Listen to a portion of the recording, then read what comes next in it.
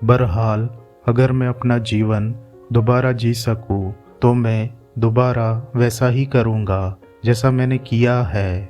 जो लोग सप्ताह में 7 दिन पूरी शिद्दत से जिए हैं, वही सप्ताह में एक दिन के निठल्लेपन का पूरा आनंद ले सकते हैं।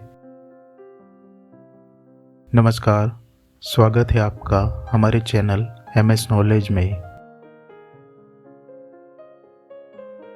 आर्नोल्ड बेनेट की पुस्तक टाइम मैनेजमेंट का हिंदी संस्करण, अनुवादकर्ता डॉक्टर सुधीर दीक्षित। अध्याय 6, मानव स्वभाव को हमेशा याद रखें।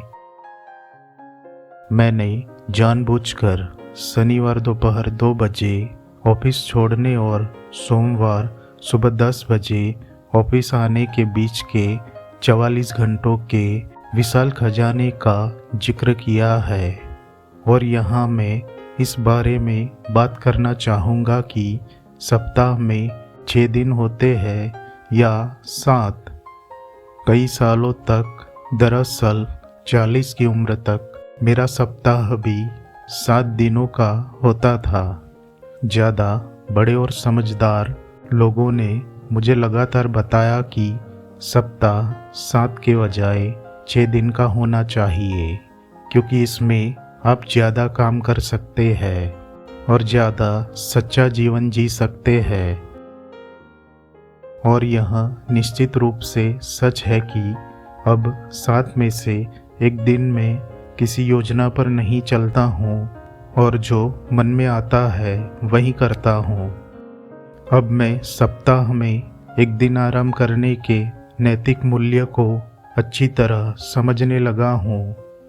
बहरहाल अगर मैं अपना जीवन दोबारा जी सकूं तो मैं दोबारा वैसा ही करूँगा जैसा मैंने किया है। जो लोग सप्ताह में 7 दिन पूरी शिद्दत से जिए हैं, वही सप्ताह में एक दिन के निठल्लेपन का पूरा आनंद ले सकते हैं। इसके अलावा मेरी उम्र हो रही है और इस उम्र में शरीर को थोड़ा आराम चाहिए होता है। लेकिन अगर कोई व्यक्ति युवा है, उसमें असाधारण ऊर्जा तथा प्रबल इच्छा है, तो मैं बिना किसी हिचकिच के कहना चाहूँगा, दिन रात जुटे रहो।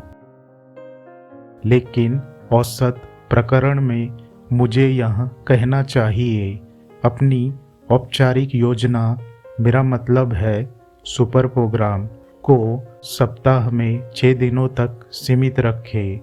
अगर आपका इसे बढ़ाने का मन हो तो इसे बढ़ा ले, लेकिन उसी अनुपात में जितना आप चाहते हो। और हाँ, इस अतिरिक्त समय को नियमित आमदनी के बजाय अप्रत्याशित लाभ माने, ताकि आप जब 6 दिनों की योजना पर लौटे तो आपको गरीबी का एहसास ना हो। आइए अब देखते हैं कि हम कहाँ खड़े हैं।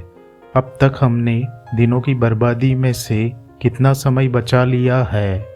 सप्ताह में 6 सुबह में कम से कम आधा घंटा और सप्ताह में 3 शामों को 1.5 घंटा, कुल मिलाकर एक सप्ताह में 7.5 घंटे का समय।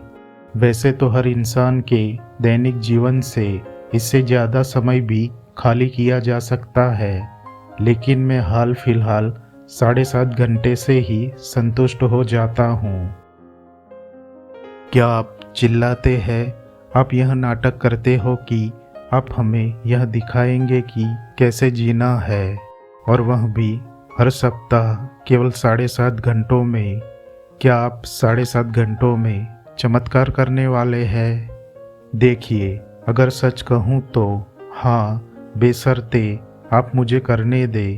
यानी मैं आपसे यह आग्रह करने वाला हूँ कि आप एक अनुभव की कोशिश करें, जो हालांकि पूरी तरह से स्वाभाविक है और समझ में आता है, लेकिन इसमें चमत्कार करने की शक्ति है।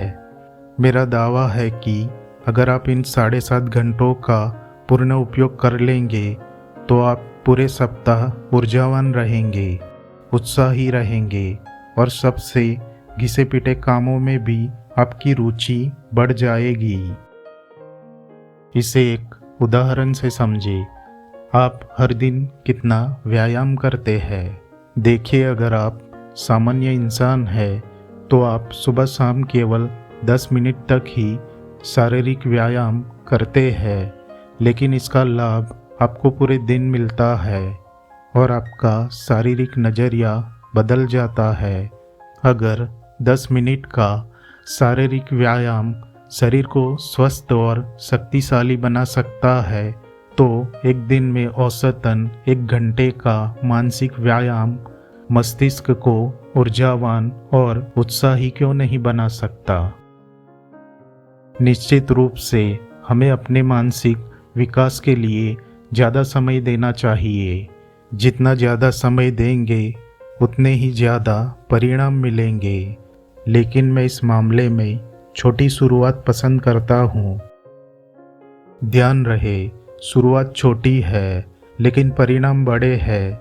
इसे करने वाले हर व्यक्ति को यहाँ लाभ मिलेगा।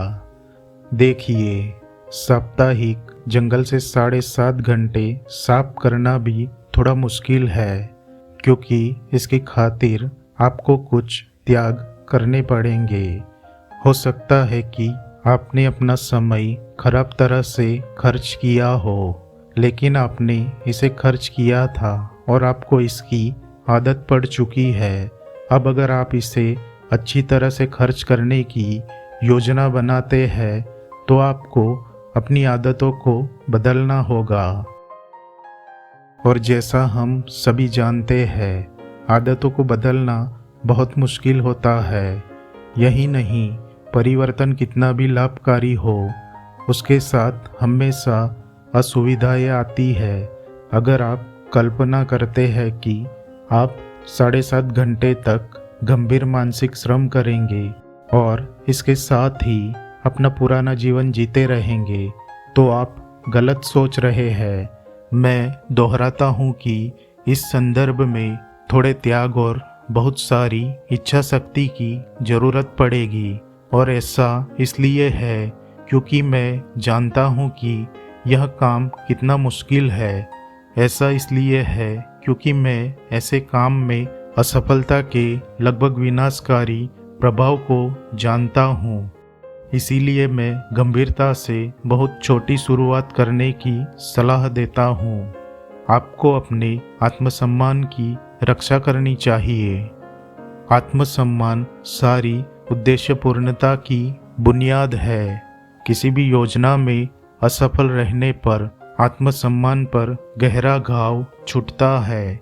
इसीलिए मैं बार बार दोहराता हूँ, शांति से शुरुआत करें, चुपचाप शुरू करें। जब आप अपनी ऊर्जा और स्फूर्ति बढ़ाने में एक सप्ताह में 7.5 घंटे लगाने का यह काम 3 महीनों तक कर ले, तब आप ज़्यादा जोर से गाना गा सकते हैं और खुद को बता सकते हैं कि आप कितनी अद्भुत चीज़ें करने में सक्षम हैं। इन बचाए गए और बताए गए घंटों के इस्तेमाल का तरीका बताने से पहले मुझे एक अंतिम सुझाव देना है, यानी शाम को 1.5 घंटे का काम करने के लिए आपको 1.5 घंटे से ज़्यादा समय खाली करना चाहिए। दुर्घटनाओं और संयोगों की आशंका को याद रखें, मानव स्वभाव को याद रखें और अपने 90 मिनट के काम के लिए रात को 9 बजे से 11:30 तक का समय खाली रखें। अध्याय 7, अपने मस्तिष्क को इस तरह नियंत्रित करें। हम आने वाले वीडियो में देखेंगे। तब तक के लिए धन्यवाद। आपका दिन शुभ हो।